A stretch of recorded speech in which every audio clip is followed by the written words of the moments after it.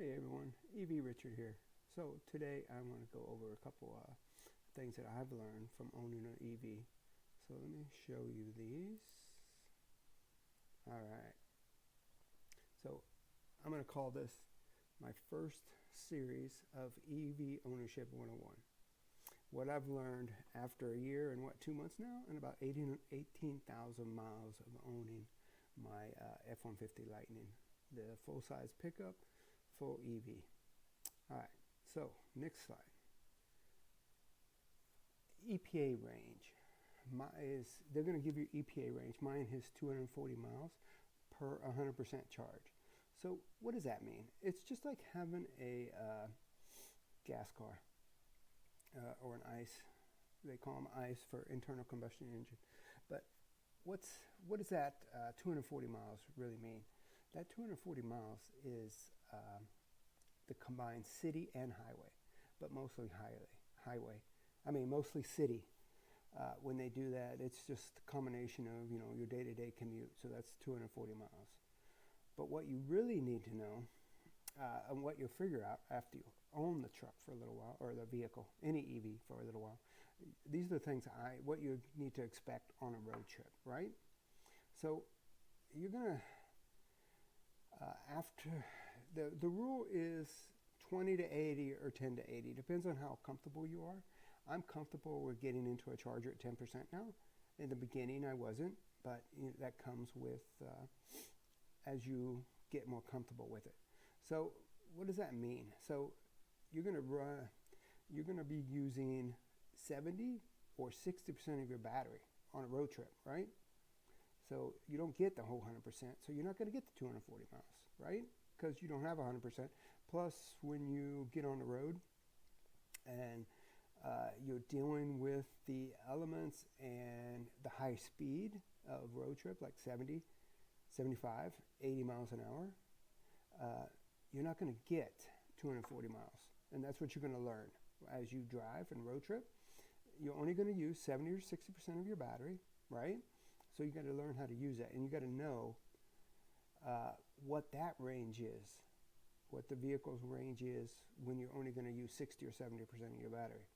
And that's, that by the efficiency you're getting between, so you got to know that range between chargers.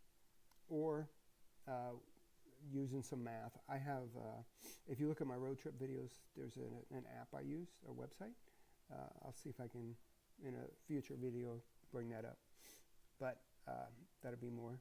And in the comments, let me know what you want to see, right? All right. So I feel like I'm a little bit out of camera there. Okay, good. All right. So know your vehicle's 100% highway range, right? What that means is, what are you going to get out of the 70 or 60% of your battery on a highway road trip, right? And then once you figure that out, but each trip's going to be different. So you've got to know what efficiency you need between chargers. So like when I towed a trailer to El Paso, I knew there was one stretch of the road that was 139 miles, I think. I knew I had to get 1.3 miles per kilowatt hour on my battery. If I didn't get at least 1.3, I wasn't going to make it. So, and then what you do is you adjust your speed or whatever you, mostly speed, to make sure you get that. But if you're getting over that, you can speed up. But you can see that on my, if you follow my channel, on the road trip videos. All right, let's go to the next slide, next page. So also, what you need to know is what levels of charging are. You got level 1, level 2, and level 3, which is really called DC fast charging, DCFC. So level 1 is 110, your regular household outlet, and that's how I charge every day right now, is just plug into the regular outside outlet, and I get 1.2 kilowatts per hour, right? So what's that, giving me 12, I usually get 14 kilowatts overnight from what I'm setting. 14 kilowatts added back to my battery, and I have a 98 kilowatt hour battery on the Lightning. But so and we'll talk about that more in a minute, use case. But Right now, just know that 110 is slow, 1.2, but if you're only doing uh, a 30-mile a day road trip, I mean back and forth to work, then you should be all right. But we'll talk about that in the use case. Level 2, this is the 220 volts. This could be if your dryer's in the garage, or if you have an oven outlet, you could use that. But the best way to do it is to have the electrician come and put a NEMA 1450. I mean, in a pinch, if you were at somebody's house and you needed to get charged back up quicker, because level 2 is 6 kilowatts or higher. My truck will only do, the highest is 14 on level 2, 14 kilowatts an hour.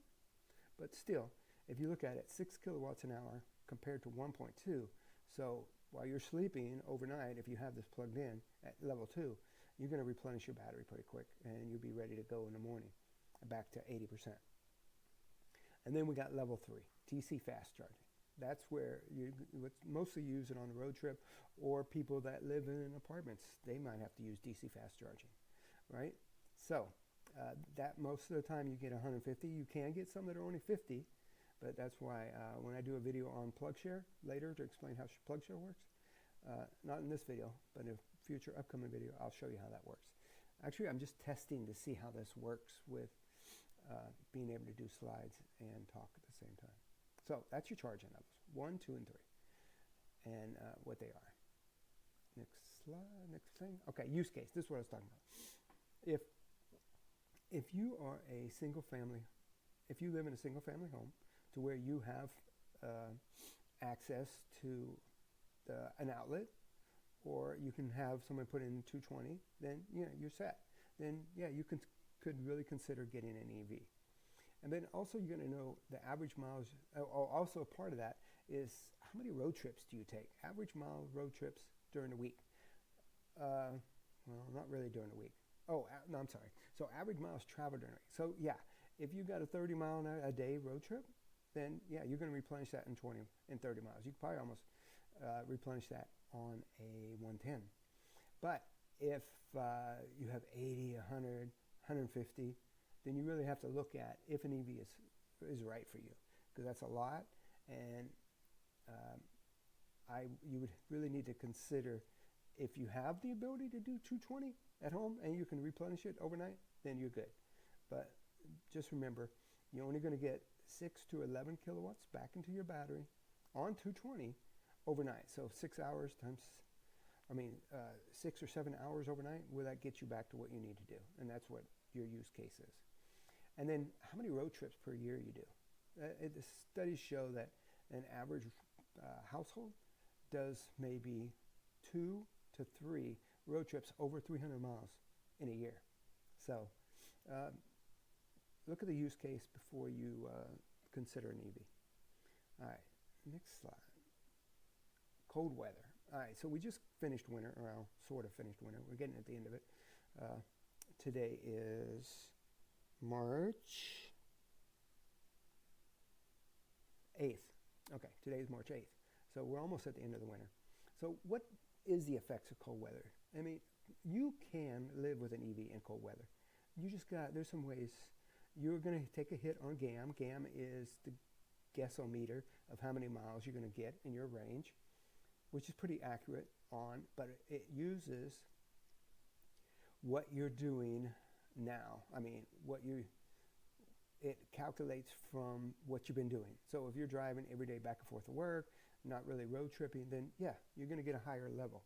But the purpose of this slide was for cold weather. This is how it's going to affect the GAM, but this is how you can lessen that loss.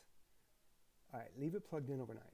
All right, and what it does is it'll keep the battery by charging overnight, having power on. If the battery gets to where it wants some power to warm itself up, it'll take it while it's plugged in.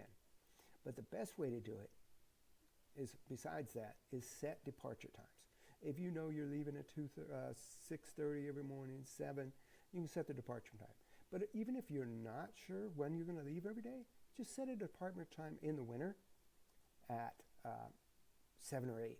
And then if you go out later, at least your battery's warm. And it got prepared and it warmed up the battery when it was really cold. Actually, when we had this cold spell in the last couple weeks, it was cold it was down in the 20s here in San Antonio. I actually set departure times, even though I didn't leave. I just wanted my battery to get some warmth because I wanted the battery full enough. So if power went out, I was able to run off my battery, run the house, certain items off the house with my battery, which also you can do with an EV, which is very good. And we'll get into that more in future videos.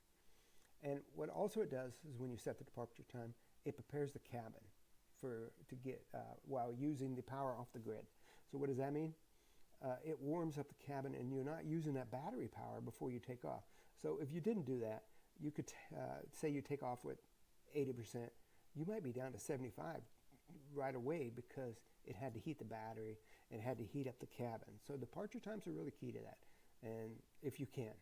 Now, if you live in an apartment, that would be a little harder. All right, and then also in the winter, set your DC fast charging destination when you're going to go. If you know you're going to go to fast charger, like one Sunday morning, I was out running around and I didn't set my destination. I didn't set a departure time and my battery took a hit. And then when I got to the DC fast charger, because there was a storm coming in, I wanted to get it up a little bit more, and my charging was way at, I wasn't even getting 40 kilowatts because the battery was cold.